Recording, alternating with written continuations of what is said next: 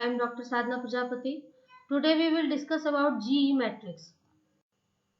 GE matrix. It is based on the fundamentals of portfolio analysis and other metrics which helps in the strategic formulation is referred to the General Electric stoplight matrix,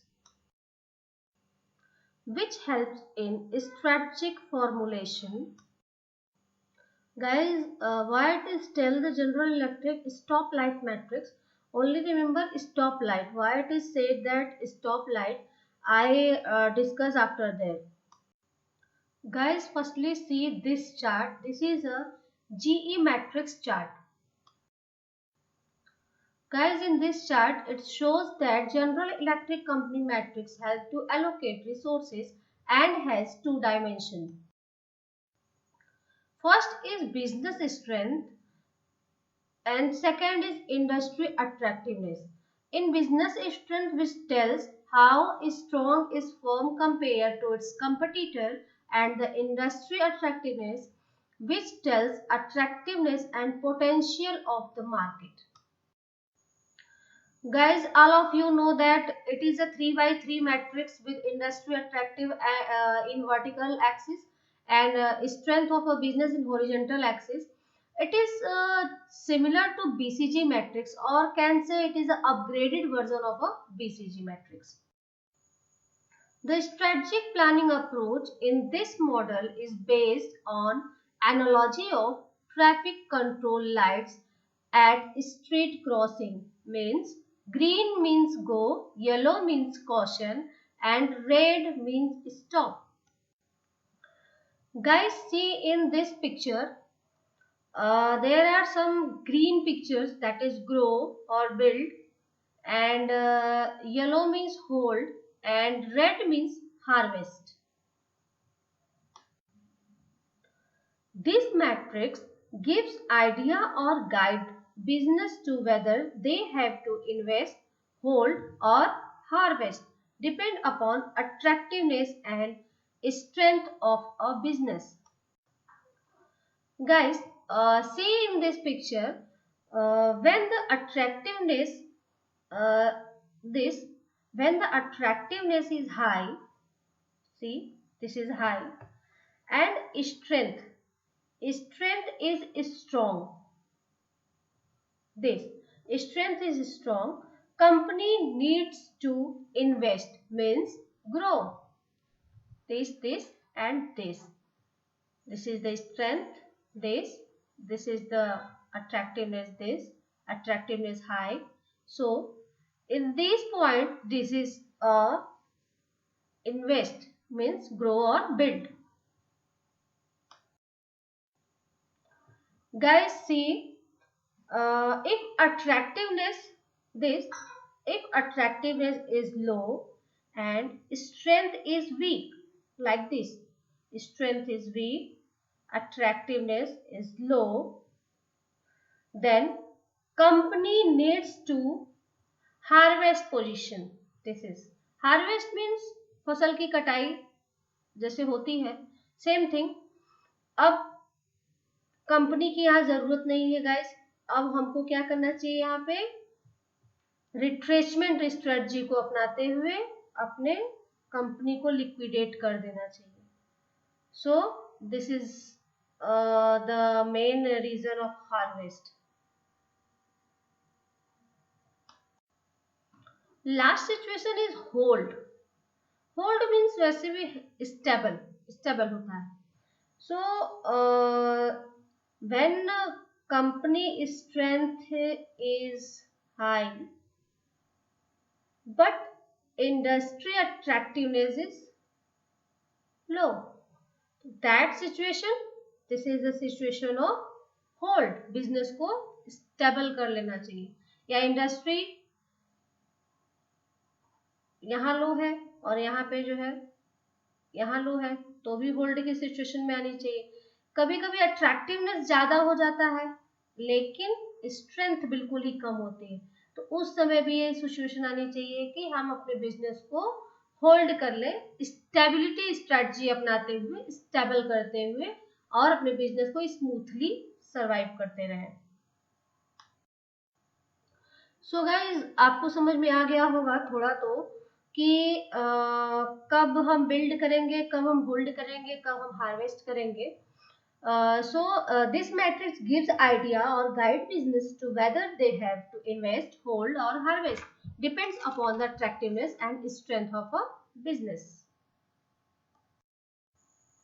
इन सब points के बाद एक बात दिमाग में आती है कि किस तरीके से हम ये समझ पाएंगे, किस पैरामीटर्स पे हम ये समझ पाएंगे कि बिजनेस स्ट्रेंथ कब होगी या अट्रैक्टिवनेस कब होगी. तो guys see in this slide, business strength is judged by 5 parameters. First is market share, second is product capacity, third is production efficiency, fourth is production location, and fifth is sales organization. I will discuss one by one. पहला चीज हम लोग देखेंगे market share. Market share ध्यान में रखेंगे कि कितना हमारे प्रोडक्ट का शेयर कितना मार्केट में है, किस तरीके से. सपोज करिए पेन की कंपनी है और हमारे पेन का मार्केट कितना है, मार्केट में शेयर कितना है मार्केट में हमारे पेन का. तो इस चीज को हमको ध्यान में रखना पड़ेगा कि हमारा पेन चलेगा नहीं चलेगा, किस तरीके की मार्केट है, किस तरीके की स्ट्रेटजी चलनी चाहिए मार्केट में कि हमारा पेन और अच्छा चले मार्केट में और एक मार्केट में पकड़ बना के रखे. यहाँ सेकंड पॉइंट ध्यान देना पड़ेगा, प्रोडक्ट कैपेसिटी. प्रोडक्ट कैपेसिटी क्या है, कितना हमारे पास मटेरियल है, कितना इनपुट है और हम उसमें आउटपुट कितना दे पा रहे हैं. जो भी हमारे पास रिसोर्सेज है उसमें हम कितना ज्यादा से ज्यादा प्रोडक्शन कर पा रहे हैं और कम से कम कॉस्ट में. इस चीज को हमको ध्यान में रखनी पड़ेगी, तब हमारा बिजनेस स्ट्रेंथ हाई होगा. नेक्स्ट पॉइंट की बात आती है प्रोडक्ट इफिशियंसी. प्रोडक्ट इफिशियंसी का मतलब होता है कि कितनी, मान लीजिए कोई कंपनी है और बड़ी कंपनी है तो एक प्रोडक्ट तो प्रोड्यूस करेगी नहीं, तो वो 2-3 तरह के प्रोडक्ट जो है उनका प्रोडक्शन करती है और उनको जो भी रिसोर्सेज दिए जाते हैं उन रिसोर्सेज के अंदर वो 3-4 तरह के प्रोडक्ट्स को बनाते हैं. उनकी एफिशिएंसी इतनी होती है. तो अगर सही ढंग से प्रोडक्शन कर सकते हैं और कम कॉस्ट में हमारे 2-3 तरह के प्रोडक्ट बन सकते हैं, मतलब तब हम उस समय क्या कहेंगे, इस चीज को हम बिजनेस स्ट्रेंथ को स्ट्रॉन्ग कहेंगे. इस सिचुएशन में तब हम कहेंगे हमारे प्रोडक्ट की एफिशिएंसी बहुत अच्छी है कि हमको जितना भी सामान का मटेरियल दिया गया उसमें हम 2-3 तरह के सामान भी प्रोड्यूस कर पा रहे हैं और हमारा कॉस्ट भी कम लग रहा है. नेक्स्ट पॉइंट आता है product location. Product location is the important factor for any business. अगर लोकेशन सही है तो कॉस्ट कटिंग एक वर्ड आता है जिससे कम से कम कॉस्ट लगाकर भी हम प्रोडक्शन को अपने हाई कर सकते हैं. इस तरीके की बातें भी आ जाती हैं. लेकिन अगर लोकेशन अच्छा है तो, मगर ऐसा लगा कि इस लोकेशन पे हमारे प्रोडक्ट की डिमांड बढ़ सकती है, हमारा मार्केट शेयर बढ़ सकता है, हम और इम्प्रूव कर सकते हैं, अर्न कर सकते हैं प्रॉफिट, तो उस समय जो है कम से कम खर्चे में भी हम कॉस्ट कटिंग करके अपने प्रोडक्शन को इम्प्रूव कर सकते हैं बिकॉज ऑफ लोकेशन. यहाँ लास्ट पॉइंट है सेल्स ऑर्गेनाइजेशन. गाइज ये सबसे इम्पोर्टेंट पार्ट है इसका बिजनेस स्ट्रेंथ का, सेल्स ऑर्गेनाइजेशन. अगर हम बहुत अच्छा से अच्छा कॉस्ट कटिंग करके प्रोडक्शन भी कर ले, कम इफिशियंसी भी अच्छी है, कैपेसिटी भी अच्छी है, सब कुछ हमारा अच्छा है, लेकिन सेल्स करने वाला कोई नहीं है. नेक्स्ट पॉइंट आता है industry attractiveness. Industry attractiveness is judged bye 6 parameters. First is market size. Guys यहाँ हमको बहुत ध्यान देना पड़ेगा कि हम कोई भी प्रोडक्शन करें किसी भी चीज का. सपोज करिए जैसे कि हम पेन का ही उदाहरण लेकर चल रहे थे अभी तक, तो अगर हम पेन का हमारा बिजनेस है तो हम ये ध्यान देंगे कि मार्केट की साइज क्या है. मार्केट की साइज करने का मतलब है ऐसा तो नहीं कि हमें ऐसी कोई पेन बना रहा है जो मार्केट में चले ही ना, या फिर उसकी डिमांड ही नहीं है मार्केट में. या फिर मतलब इस एरिया में बना रहा है कि उस एरिया में उस पेन की डिमांड ही नहीं है। तो मार्केट की साइज को देखते हुए हमको अपने पेन का प्रोडक्शन करना है, किस तरीके की, किस चीज की और कितनी साइज हमारे प्रोडक्ट की है। Second point is projected market growth. Guys इसमें ध्यान देना होगा कि हमारे प्रोडक्ट की ग्रोथ कितनी है या है कि नहीं है।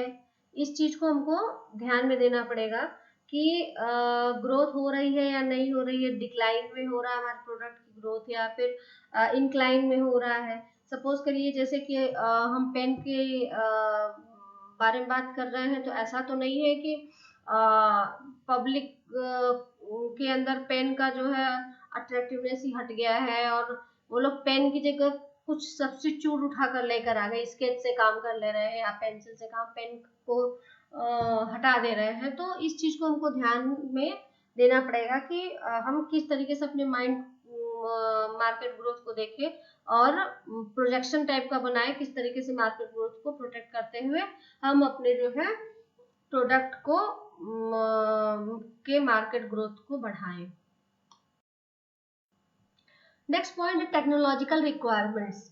गाइस जैसे कि हम लोग कोई भी बिजनेस करेंगे, कंपनी खोलेंगे, कुछ भी करेंगे, तो सबसे बड़ा इशू आता है टेक्नोलॉजी। तो अगर हम नई नई टेक्नोलॉजीज यूज करते हैं तो हमारा कम समय में ज्यादा से ज्यादा प्रोडक्शन हमको मिलता है, जो हमारे जो कि इंडस्ट्री अट्रैक्टिवनेस को बढ़ाता है, ताकि हमारा कम समय में ज्यादा से ज्यादा काम हो जाता है और हम अच्छे से अच्छी चीजों का प्रोडक्शन कर पाते हैं, सही समय पे अपने माल को मार्केट में भेज पाते हैं। तो technological requirements is the important factor.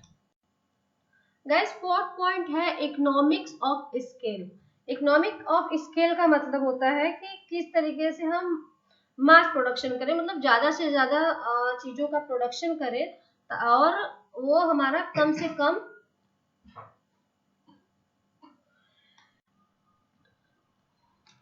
Cost per, यानी कि कॉस्ट कटिंग करके हम जो है प्रोडक्शन को अपने ज्यादा से ज्यादा कर सकते हैं, वो भी कम से कम रेट पर। Fifth point is industry portfolio. Guys जब हम अपने किसी भी प्रोडक्ट को इंडस्ट्री में लेकर जाते हैं, तो हम देखते हैं कि इंडस्ट्री की पोर्टफोलियो क्या है, मतलब कि वो कितने में हमसे प्रोडक्ट लेगा और वो कितने में बेचेगा, तो कितना हमको प्रॉफिट होगा। तो इन सब बातों को हम बहुत ध्यान पूर्वक देखेंगे कि किस तरीके से हमको प्रॉफिट हो, हमारा जो पैसा लगा है वो निकल जाए, प्लस हमको ज्यादा से ज्यादा प्रॉफिट भी हो। इसका लास्ट पॉइंट है कंपटीशन। गाइस ये तो हर बिजनेस में होता है कि हमको हर क्षेत्र में देखा जाए तो होता है कि कंपटीशन, कंपटीशन को ध्यान में रखते हुए हमको सारे काम को करना होता है कि किस तरीके से हम कौन सा ऐसा काम करें कि हमारा जो कंपटीटर है उससे हम ज्यादा से ज्यादा उसको नुकसान ना पहुंचे, लेकिन ज्यादा से ज्यादा उससे हम प्रॉफिट अर्न कर पाए। तो इन सब बातों को ध्यान में रखते हुए हम लोग जो है इस तरीके से हम जी मैट्रिक्स को देखते हैं कि किस तरीके से वो काम करता है industry. So guys I think आप लोगों को समझ में आ गया होगा कि किस तरीके से जी मैट्रिक्स को यूज करके हम जो है यह जान सकते हैं कि किस तरीके से बिजनेस स्ट्रेंथ क्या होगी और इंडस्ट्री की अट्रैक्टिवनेस क्या होगी। आई थिंक अब आप लोगों के समझ में आ गया होगा।